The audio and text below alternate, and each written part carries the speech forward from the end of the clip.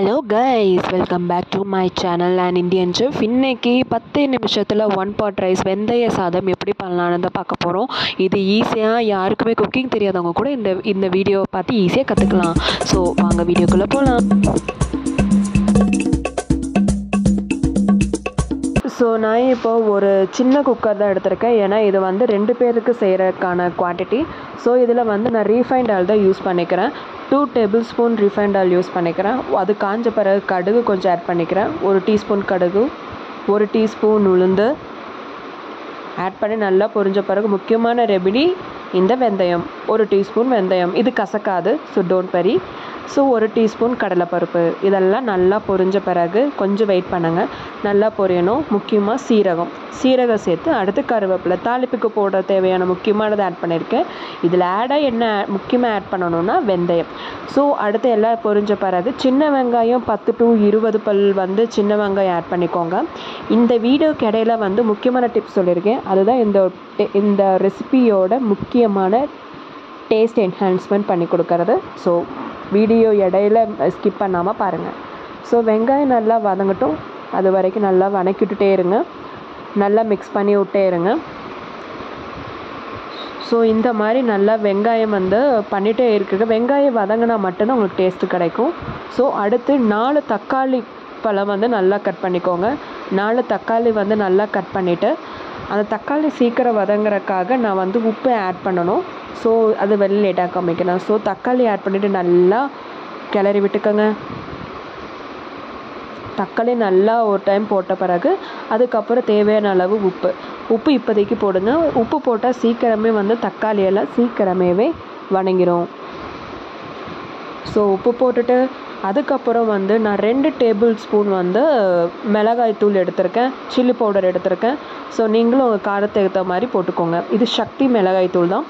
அதே சமயம் 1/4 டீஸ்பூன் மஞ்சள் தூள் ஆட் பண்ணிக்கிறேன்.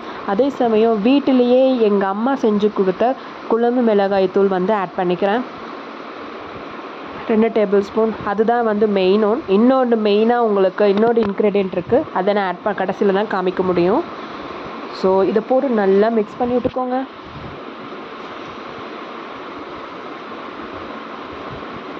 நல்லா மிக்ஸ் பண்ணி விடுங்க. எந்த தண்ணி எதுவுமே ஆட் பண்ணக்கூடாது. மீடியம் ஃப்ளேம்லேயே வச்சுருங்க.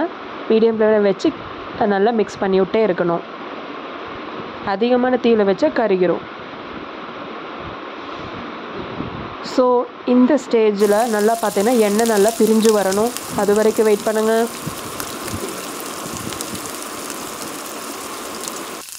இதே மாதிரி நல்லா மிக்ஸ் பண்ணிகிட்டே இருக்கணும்.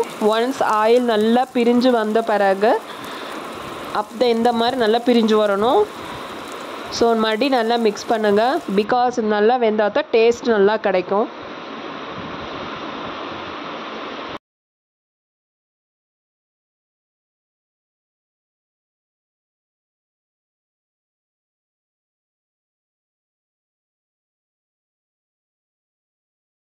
இப்போ வந்து நல்லா எண்ணெய் நல்லா பிரிஞ்சிருச்சு. இந்த மாதிரி தான் இருக்கணும் ஸ்டேஜு. இந்த ஸ்டேஜில் 1/2 an hour ஊற வச்ச பொன்னி அரிசி, நான் சாப்பாட்டு அரிசி எடுத்திருக்கேன். அந்த பொன்னி அரிசி எடுத்து தண்ணி ஊற்றாமல், எனக்கு கொஞ்சம் தண்ணி இருந்துச்சு, மக்காம ஊற்றிட்டேன். தண்ணி ஊற்றாமல் நல்லா அந்த ஆயில் இதுலேயே நல்லா குக் பண்ணி விடுங்க. ஒரு 2 minutes மட்டும் நல்லா ஸ்டிட் பண்ணி விடுங்க, மிக்ஸ் பண்ணி விடுங்க.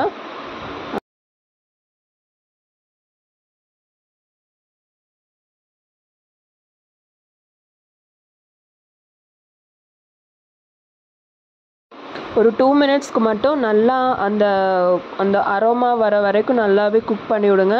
பிகாஸ் இதில் கொஞ்சம் காக்கப் தண்ணி வந்து ஆட் பண்ணியிருக்கேன். ஸோ அதனால் கொஞ்சம் நல்லா ஆட் பண்ணி விடுங்க.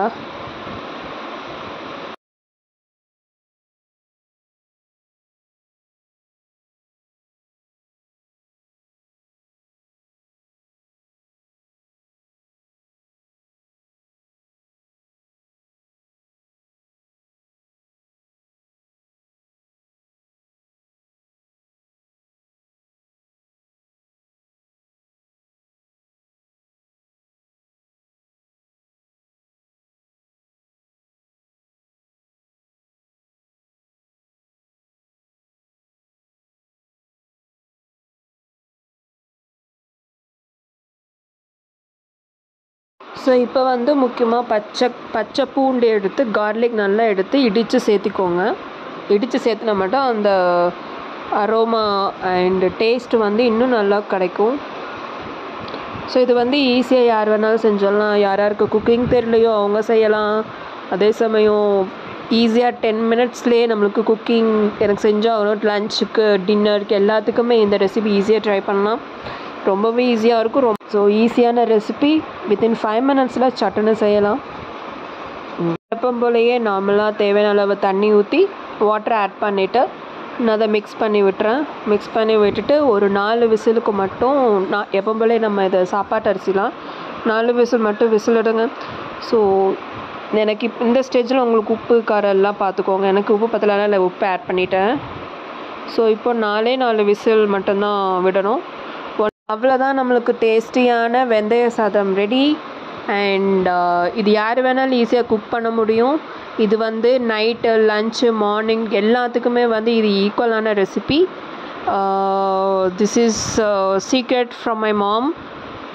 அண்ட் யார் வேணாலும் இது செய்யலாம். டேஸ்ட்டும் செம்மையாக இருக்கும். இதில் டவுட்டே கிடையாது. சட்டுன்னு ரெடி பண்ணுறதுக்கு ஈஸியாக இருக்கும். இது கூடவே ஒரு அப்பளம் அப்புறம் ஊறுகாய் வச்சு சாப்பிட்டா இன்னும் செம்ம டேஸ்ட்டாக இருக்கும். ட்ரை பண்ணிவிட்டு எப்படி இருக்குன்னு கமெண்ட் பண்ணுங்கள்.